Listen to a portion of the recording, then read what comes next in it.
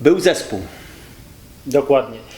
Ela z Maćkiem założyli zespół PTD, co tłumaczymy na pomiot totalnego debilizmu. I to był zespół totalnie, powiedzmy, taki garażowy. W pierwszym składzie Ela grała na basie, Maciek na gitarze i Romek na perkusji. Zespół, powiedzmy, w swojej karierze zagrał tylko jeden koncert. Ja przez długi okres myślałem, że ten koncert to była totalne jakieś legendy miejskie, a faktycznie jednak się odbył. W 1987 w kwietniu w Oksfordzie na skłocie w Rabce, u boku takich kapel jak właśnie Nadzór, jak Rabka, skłot, to już jest to właśnie. Prawda i Peryc z Myślenic, Karabin Saszki z Rybnika i właśnie to był jedyny ich koncert. Co warto tutaj wspomnieć, w tym składzie na wokalu śpiewał Krzysztof z Oświęcimia, na basie grał Szpila z Nadzoru, a o Krzysztofie parę słów, bo to był późniejszy wokalista takich zespołów oświęcimskich jak Silent Reaper czy właśnie Valhalla. A i potem... Czy Blowing Snow? No. Nie, to on akurat nie śpiewał. Blowing Snow śpiewał? Nie, tak gościnnie tylko przy tym utworze. No. A potem właśnie skład się bardzo często zmienia. Był bardzo płynny, sporo tam muzyków, że tak powiem, grało, było testowanych, ale potem już żaden koncert się po prostu nie odbył. No jak nie śpiewał Blowing Snow? Dlaczego musimy jeszcze raz? Weź to spauzuj. Nie będziemy pauzować, jedziemy. No to musimy to... No dobra, no w każdym wypadku co tu mamy? Ale nie, to sprawdzimy to. Sprawdzimy to, no. Najpierw zadzwonimy do Krzycha, dowiemy się, co jak było, nie?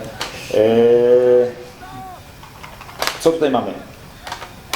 3 kasety z nagraniami, próby, demówki, no między innymi przede wszystkim PTD, no tutaj z jednej strony jest też Nadzór nagrany, ale generalnie PTD i no jest to hałas, taki crossoverowo grindujący hałas, ale na pewno tam wychodzący z zupełnie innego klucza hałasu niż, że tak powiem, wtedy w tym kraju tworzono. No, zaryzykowałbym, że jak na tamte lata to jeden z najbardziej ekstremalnych zespołów i takich, a przynajmniej szukający inspiracji, że tak powiem, w takich ekstremalnych rzeczach. No właśnie tutaj z moim kolegą, przyjacielem kudłatym jesteśmy na etapie wycięcia numeru a la chodorowscy, czyli jak oni, że tak powiem, nielegalnie, jak to się im zarzuca, wydawali kasety, to my właśnie jesteśmy na etapie przygotowania takiej płyty winylowej, gdzie chcemy zebrać, że tak powiem, te wszystkie nagrania, poprawić na ile się da ich jakość i zrobić takiego, że tak powiem, kolekcjonerskiego winyla. Chętnie zrobilibyśmy to. Legalnie. Nie jako bootleg, tylko że nie mamy kontaktu ani z Maciejem, ani z Elą Chodorowską, ale to jeszcze będzie okazja dzisiaj o tym porozmawiać, natomiast no, tylko w taki sposób to niestety na ten moment możemy zrobić. Tutaj jeszcze, jeśli mogę prosić te kasety na chwileczkę, tutaj zauważę, no niestety w połowie lat 80. był problem z czystymi kasetami, praktycznie ich nie było, jeśli były to były jakieś tam stylonki. No to się robiło, tak się robiło. Tutaj akurat mam kasetę Józef Skrzek Group, no czyli szło się do księgarni czy do tak zwanego Empiku i kupowało się to, co leżało na półce, czyli jakieś bajki, jakiś lekcje angielskiego, o, tutaj są jakiegoś niemieckiego, no, czy tak jak wspomniałeś, bajki dla dzieci i się kasowało i nagrywało się po prostu próby, tutaj nagrywało się demówki. American English for Poles, kurs audiowizualny, część pierwszy. Jak się słucha tych nagrań, to w momencie, kiedy kończysz, że tak powiem, tutaj prowadzący nagrywanie, słychać kilka sekund języka angielskiego i znowu się włącza i znowu leci następny numer. No to uwaga, tutaj jeszcze cena tej kasety jest 11 650 zł, co przełożyć to na polski aktualnie. To jest wartość jednego zdjęcia tutaj. Ale nie, no tak szczerze, że pewnie jeśli Tomek by chciał sprzedać tą kasetę akurat, to sprzedałby ją właśnie za taką kwotę. Czy nie? Nie, no to nie jest nasza własność, to jest własność Oczywiście żartujemy. I ona do Wojciechu, to wszystko do ciebie kiedyś z powrotem. Nie możemy Słowo klucz, no, kiedyś. Tacy znerwicowani I tu jeszcze dodam, że Państwo hodowcy też potrafili w marketing. Tutaj, słuchajcie, naklejka PTD. Oprócz tego były jeszcze koszulki z tego zespołu. Tak, dwukolorowa naklejka. Świetna grafika. Wzorowana na okładkach Septic Dev, prawda, takich rzeczy. Tutaj generalnie wczoraj bardzo próbowałem rozgryźć ten podpis, który tutaj jest w rogu artysty, który namalował tą grafikę. No i do cholery jasne nie wiem, bo tutaj jest Yama Stupid Art. Próbowałem to wygooglować, no niestety nie udało mi się. No jeśli ktokolwiek z oglądających, poproszę tutaj przyjrzyjcie się tej grafice, albo słyszeliście o artyście, który jest opisany jako Yama Stupid i takie, nie wiem, Z czy 2 siódemki odwrócone, to kurczę, dajcie nam znać. Bo to jest jednak też może jakiś kontakt po prostu z Ten artysta będzie miał gdzieś koło 70 lat. No kto wie po prostu, nie? To co, kiedy płyta? Nie wiadomo jeszcze, czy... Nie, no pracujemy na tym powolutku, to jeszcze troszkę czasu, ale nie, to będzie kolekcjonerska rzecz, to bardziej taka to raczej będzie dla osób, które mają wyobraźnię, bo nie będzie to, że tak powiem, nie będą to czyste utwory, gdzie słychać każdą stopkę i każdy werbel. Bardziej chcielibyśmy ją wyposażyć, wzbogacić o spory pakiet zdjęć, którego jesteśmy w posiadaniu. No, wkładka na pewno będzie ciekawa. Zdjęcia powalają sporo jakieś fragmenciki wywiadów, które tam kilka mamy, tych raportów, myślę też z Maximo Rock'n'Rolla, nie? Coś w tą stronę. No, kurczę, no jeden z pierwsza piątka hardkorowych zespołów, pierwsza trójka w tym kraju, nie? Zaryzykowałbym, no kogo tam mamy? Idów? IT na pewno, IT. No i chyba ustawa, nie? Jeszcze o młodzieży. No i w zasadzie dalej już na podium PTD. Na pewno się łapie. Na pewno się łapie. Bo ja tutaj od razu mam takie pytanie, czy zespół PTD był zespołem Straight Edge? Bo tutaj na tej grafice 2 X są na tych dłoniach. Na trzeciego nie ma. To znaczy oni odwoływali się do wielu zespołów. Tam mamy niepublikowane logo zespołu PTD z ich sali prób, też bardzo mocna sesja. I tam właśnie jest odwoływanie się właśnie w tych różnych do logo, na przykład do DRI, do Agnostic Front, do 7 Seconds, do Minor Threat, do tam Disordera, do Discharge. Takie po prostu co najlepsze po prostu W jednym logo. w jednym logo, dokładnie. Tak to było. Tak to było, więc tutaj te X-y są nieprzypadkowe, bo też czerpali właśnie tutaj całymi garściami właśnie z tego amerykańskiego hardcora. Ale oczywiście raczej nie byli Nie, i to chyba też myślę sobie, że jakby hodorowscy promowali muzykę. Nie? To nie były osoby odpowiedzialne za tworzenie tej, nazwijmy na potrzeby chwili, tu się odwołamy do Karola Marksa, nadbudowy scenowej, nie? Czyli jakby za ideolo odpowiedzialne są zupełnie inne osoby. Nie? Jeśli Straight Edge to Petar, jeśli scena niezależna to Marczyński, to Pietri, a tak żeśmy już rozmawiali, a hodorowscy to raczej muzyka i jeszcze raz muzyka. Szeroko rozumiany hardcore w różnych części świata. Nie? Chociaż tam w takim właśnie fanzinie Szubienica z Kościana, tam Chodorowski właśnie mówi, żeby jednak punkowcy brali sprawy w swoje ręce, że powinni być kreatywni, że powinni tworzyć sami muzykę i sami to wydawać, a nie jakieś właśnie duże firmy muzyczne, czyli odwoływał się do takiej etosu oczywiście duchu sceny DIY, tak. No tak, no bez wątpienia, bo to jest jedna z tych cegiełek, które stworzyło tą scenę niezależną. To na pewno tak, nie?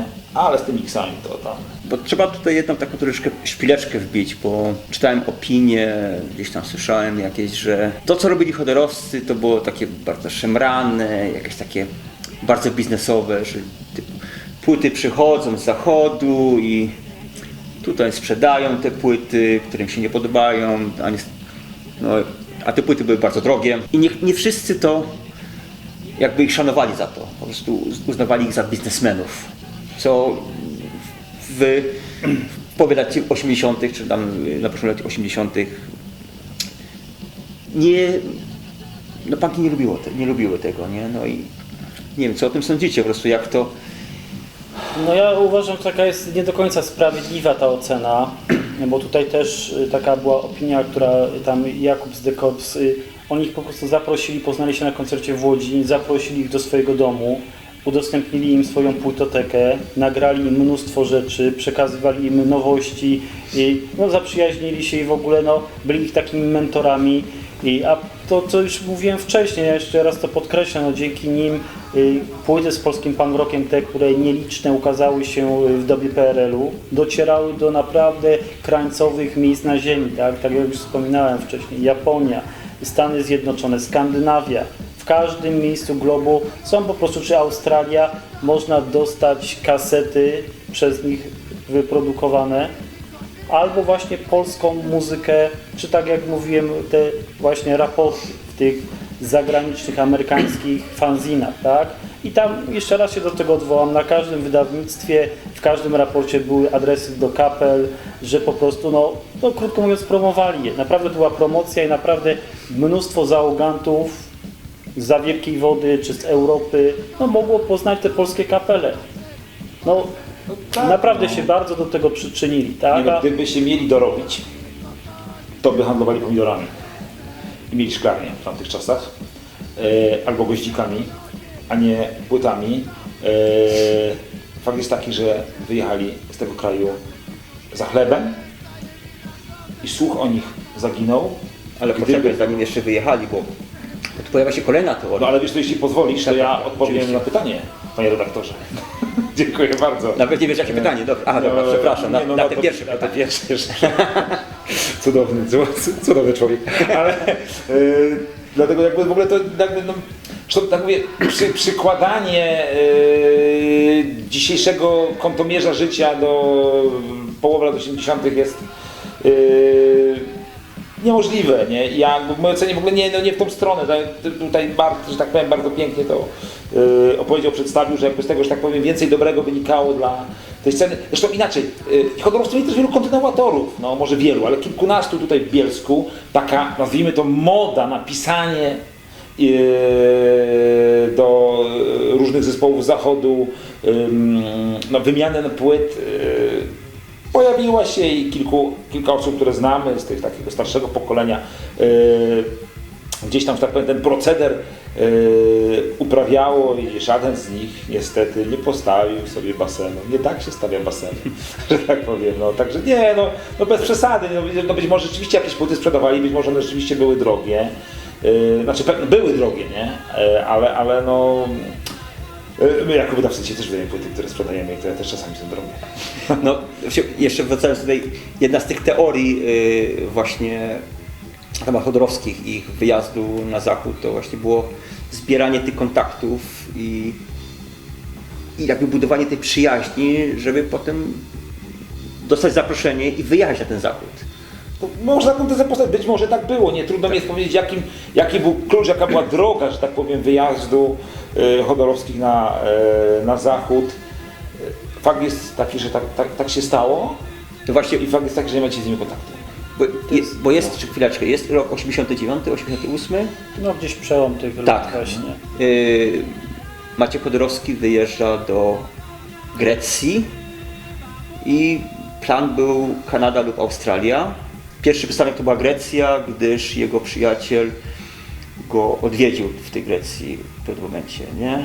No Co mi tyle mówiłeś? wiemy, a potem po prostu historia się urywa i przepadli jak kamfora po prostu. Żadnych, no i to jest, co jest bardzo dziwne, że o tyle, że jak byli tacy, powiedzmy, bardzo medialni, tak? Mnóstwo korespondencji, tutaj te raporty, zdjęcia pojawiali się na tych wszystkich dużych imprezach w Polsce, tak? Czyli na tych wszystkich czołowych festiwalach, Rubrege, Jarocin i tak dalej.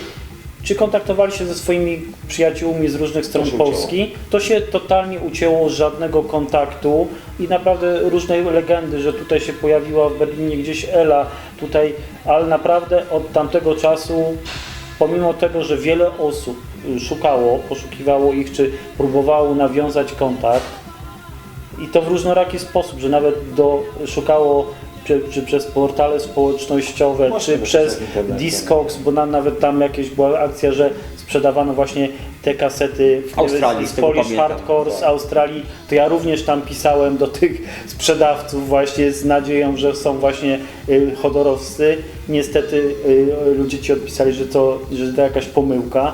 No pomimo wielu prób kontaktu nikt nic nie wie, nie potrafi wskazać, gdzie właśnie Ela z Maćkiem się udali. Może po prostu nie chcą, ale no to jest No, dziwne. nawet na fali jakby takiego, że tak powiem, powrotu do młodości, czegoś co na pewno dla nich było bardzo ważne, też się jakby nie pojawili, prawda? Gdzieś tam nie wypłynęli. Trudno powiedzieć, co się stało, natomiast apel po raz kolejny już. Macieju, Elżbieto, Bielsko czeka. No nie, no bo to jest- Naprawdę byłaby to dla nas duża przyjemność móc się spotkać i porozmawiać, wyjaśnić kilka zakrętów i być może otworzyć tą ostatnią bursztynową komnatę sceny niezależnej w tym kraju. Czekamy na jakiś odzew. No nie, bo ja, wiesz, dla mnie to jest naprawdę, ja jestem w ciężkim szoku po prostu. Jak, po prostu wyjeżdżasz i nie ma ciebie. Po prostu to jest jak kamień w wodę, naprawdę. Proszę Państwa, no naprawdę czekamy, bo tutaj, no jak... Paru kolegów z tamtych lat też jeszcze pozostało aktywnych, także... Dobra, no to wydaje mi się, że to było na tyle. Tutaj chciałbym podziękować moim rozmówcom, Tomaszowi, Bartkowi. To co panowie? Dziękujemy serdecznie. Dzięki za Dzięki. rozmowę. Za Do czas. zobaczenia w następnych odcinkach. Cześć. No i Krzysztof śpiewał Blowing Snow. Masz rację.